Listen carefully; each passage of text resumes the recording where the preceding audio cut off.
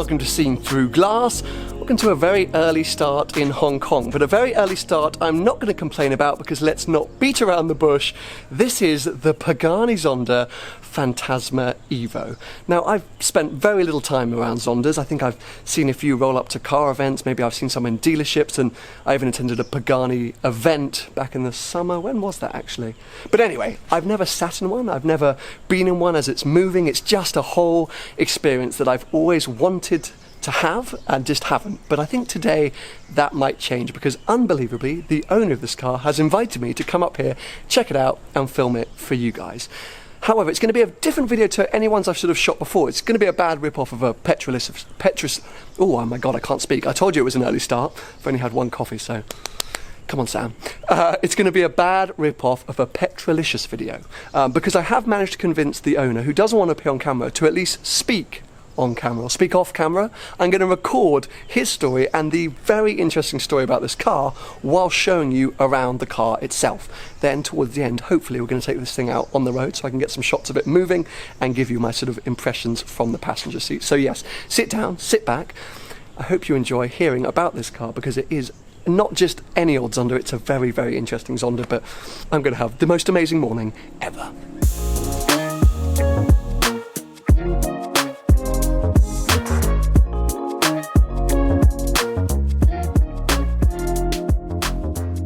My Pagani story started, interestingly enough, with the Zonda 5, and that's one of the 5 cars that were commissioned by SPS in Hong Kong, the Hong Kong dealer back in the day. The car I had was the orange one, which is the number 3 car, and that was my first taste of Pagani and getting to know the brand, and then absolutely fell in love with it. I suppose the one thing is, for me, it did not have a manual transmission. And to me, the Zonda, I think in its ultimate form, should have a manual transmission for the highest level of driving enjoyment. And so rather than do anything to butcher or change that particular car, being a limited edition, I decided to part ways with it and then secured the Zonda Fantasma, which I thought was a good starting point to potentially create what I thought would be the ultimate road-going Zonda. As you know, Pagani allows a lot of bespoke type of projects, especially if you're trying to commission something that's a one-off.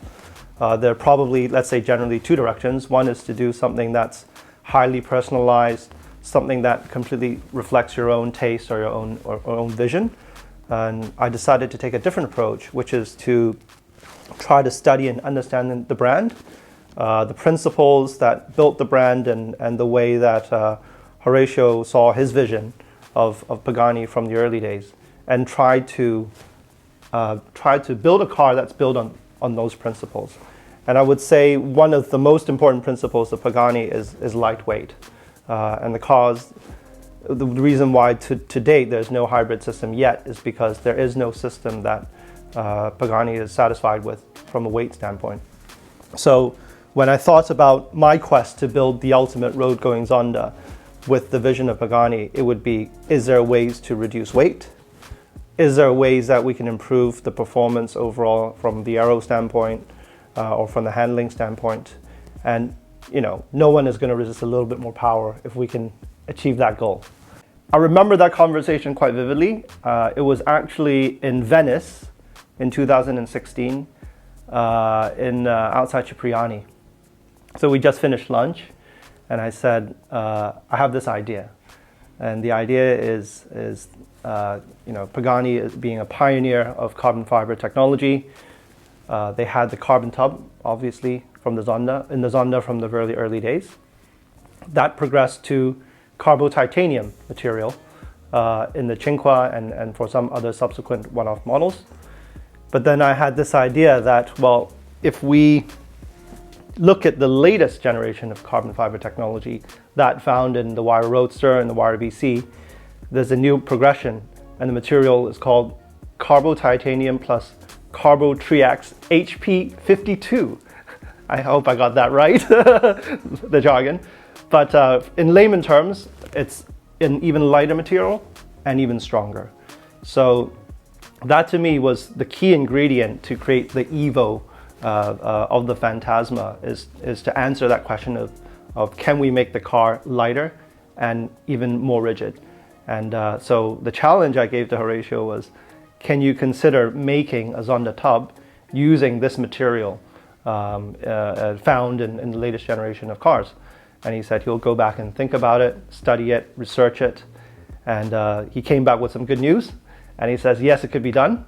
So to my understanding, Zonda Fantasma Evo is the first Zonda in the world to have this material using for the construction of the tub. Yeah, well, I think the first thing you'll notice about the Fantasma Evo, if you've seen the Fantasma, is that it actually looks somewhat similar. It's not completely different. And that's intentional in that approach, because the Fantasma has a story and is part of the history of the brand, I think, given that it started life as a Zonda F. The car came to Hong Kong, was involved in an accident, was rebuilt into the Fantasma, and Fantasma means a ghost in Italian, so it's kind of like reborn.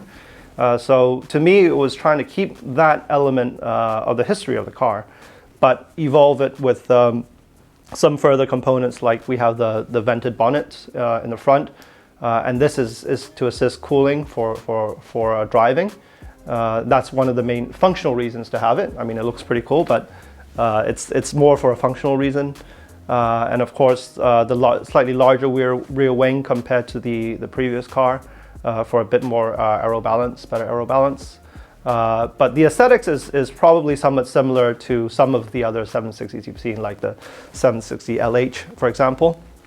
So cosmetically, we try to retain most of the character of the original Fantasma.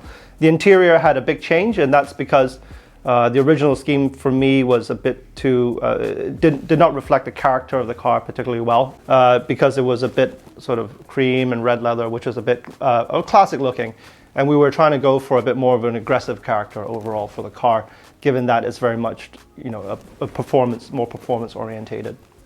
One thing that, if you're serious about driving, there is no replacement for a lightweight car. You have cars which are very good nowadays with technology to compensate for weight, but let's say braking, inertia, there's nothing you can do. You can have stickier tires, you can have better brakes, but at the end of the day, the weight of the car and the inertia of it, there's only so much you can do to compensate for that. And so for a car like this, being very lightweight, it has a very special feeling. It's very agile. The braking performance is incredible. And one important ingredient that we changed from Fantasma to Evo is the reversion to the manual transmission. And that, again, is very much part of the whole driving enjoyment, because you have the sound, the AMG M120 engine, which is legendary in the sound, and the tuning that they've done now with the exhaust manifolds and with the mufflers has a very, very unique character to it. And the sound is actually very different to, let's say, a Zonda F and even a Zonda S.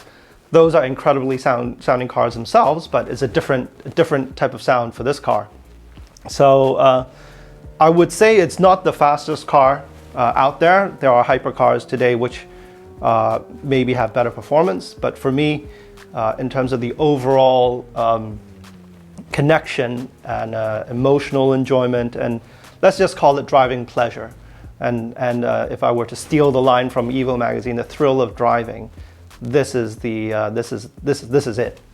I've done quite a few Pagani projects actually. This is I started with the Fantasma Evo.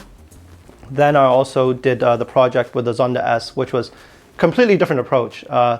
They were launching the new program called the Rinascimento, which is the restoration service in a similar manner to Ferrari Classiche, which is to take cars which have been modified or converted and restore them back to completely original condition. So I acquired a Zonda S, an early car, and a car which had maybe a bit of a tough life, but it was one of the earliest examples, being chassis number 12. And the idea was to make it absolutely 100% the same as the day it left the factory. And so that's a project that we finished off last year, and it was the first car that was produced with the Rinascimento service. So that car is completely different to the Fantasma in terms of the philosophy, is to respect the early cars and the early developments and the early production methods.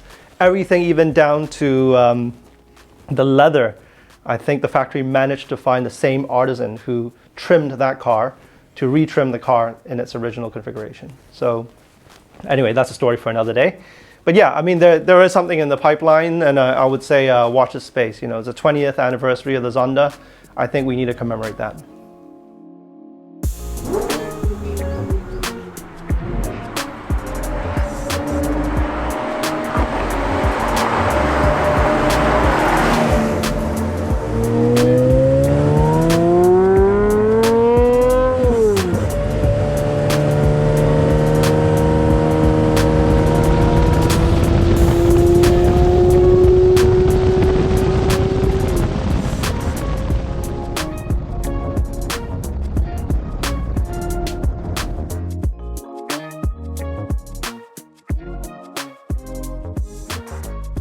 As you can now see, I have stepped inside a Zonda for the very first time.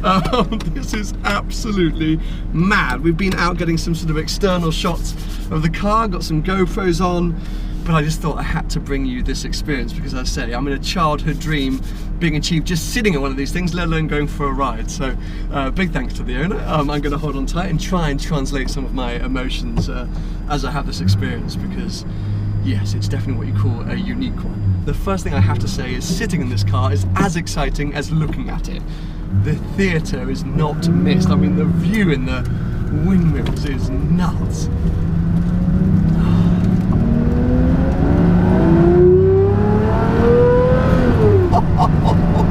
And the noise is as good inside as it is outside. Definitely not picked the sort of most perfect day to drive a car with this kind of power, but it really doesn't matter. It's actually adding a bit of the drama, I suppose. It's rigid as you would hope it would be. It's feeling lightweight, but it's special immediately. It's just that noise. It's all about that soundtrack.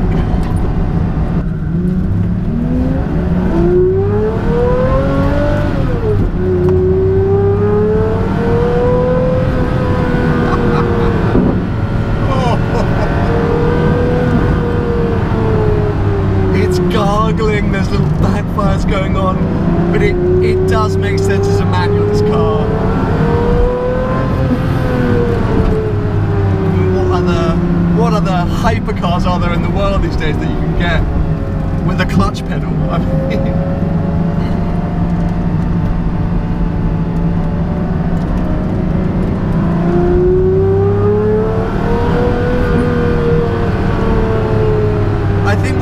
drove the 918, I said I might have peaked too soon with this whole drive the world thing, but we're in Hong Kong, my, what, 5th country, and I'm now in the passenger seat, one of the most unique Zondas ever created. I think, yeah, now I should just give up, I should go home, shouldn't I? Where am I going to go from here? Oh God.